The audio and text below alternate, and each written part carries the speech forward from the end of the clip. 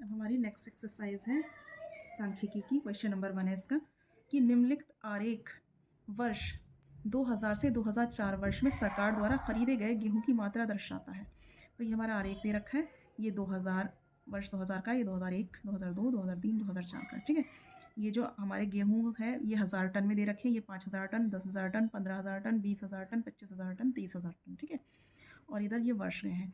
हमारा पैमाना जो दे रखा है वो 1 सेंटीमीटर बराबर 5,000 टन, यानी कि ये जो 1 सेंटीमीटर की जगह होगी आपकी ग्राफ में वो 5,000 टन के बराबर दे रखी होगी।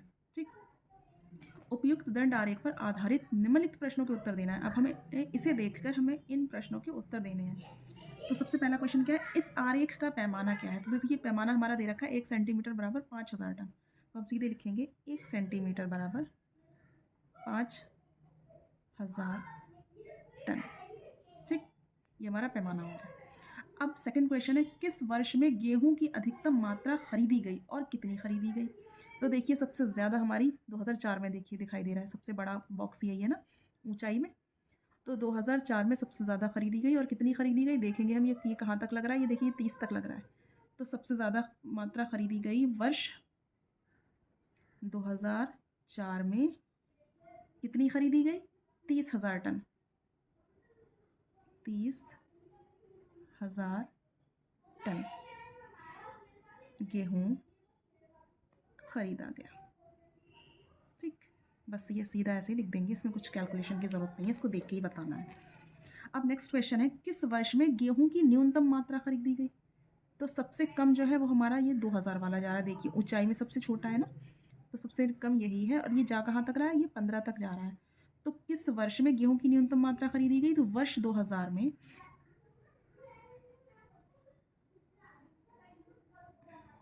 सबसे कम गेहूं खरीदा गया।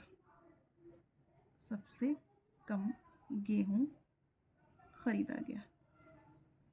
अगर ये लोग पूछते कितना खरीदा गया तो ये भी बता देते 15,000 टन गेहूं खरीदा गया।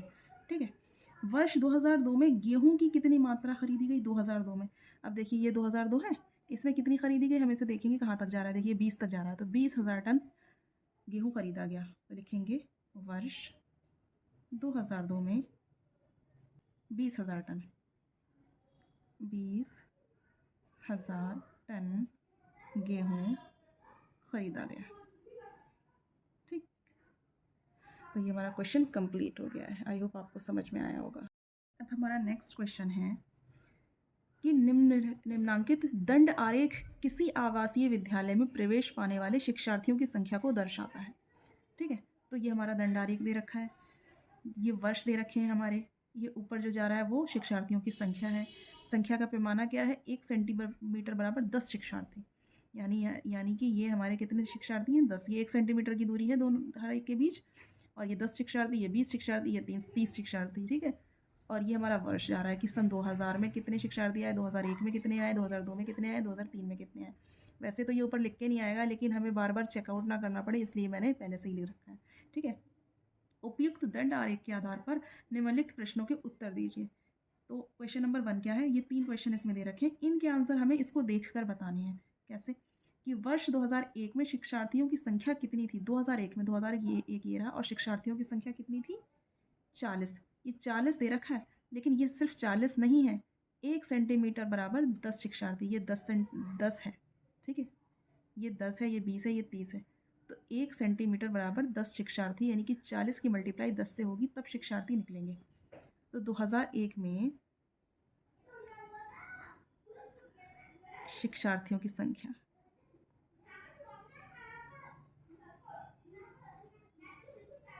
कितनी हो जाएगी? 2001 में कितनी है? 40 है। अब ये सिर्फ 40 थोड़ी है ना, 40 थोड़ी है। 1 सेंटीमीटर बराबर 10 शिक्षार्थी, तो इन संख्या को हमें 10 से मल्टीप्लाई करनी होगी। क्यों करनी होगी? क्योंकि हमारा पैमाना दे रखा है इतना। जितने भी जहाँ पर भी हम आएंगे 10 से ज़रूर मल्टीप्लाई कर देंगे, डायरेक्ट नहीं लिखेंगे, क्योंकि अगर हम वैसे बनाएंगे तो वैसे बहुत बड़ा बन जाएगा, हमें अपनी कॉपी में छोटा सा ही तो बनाना होता है। तो जब 40 की 10 से मल्टीप्लाई करेंगे तो 400 शिक्षार्थी आएंगे। कितने शिक्षार्थी आ जाएंगे? 400। ठीक, अब नेक्स्ट क्वेश्चन है हमारा, वर्ष 2002 में शिक्षार्थियों की संख्या 2003 के शिक्षार्थियों की संख्या से कितनी अधिक थी? तो सबसे पहले तो 2002 में शिक्षार्थियों की संख्या निकालेंगे।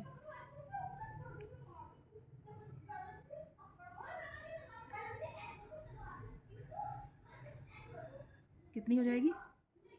2002 में 60 है और 60 की मल्टीप्लाई कर देंगे 10 से, क्योंकि पैमाना हमारा 10 दे रखा है, यानी 600 शिक्षार्थी। ठीक, 2003 में शिक्षार्थियों की संख्या कितनी हो जाएगी?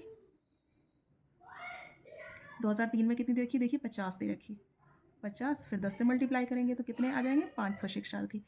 अब हमसे क्या पूछा है कि कितनी अधिक थी? 2003 की शिक्षार्थियों से कितनी अधिक थी, तो हमें अंतर निकालना है कितनी अधिक थी, है ना। तो अंतर कितना हो जाएगा? 600 में से 500 घटा देंगे तो कितना आ जाएगा? 100, यानी कि 100 शिक्षार्थी 2003 में कम थे, 2002 में ज़्यादा थे।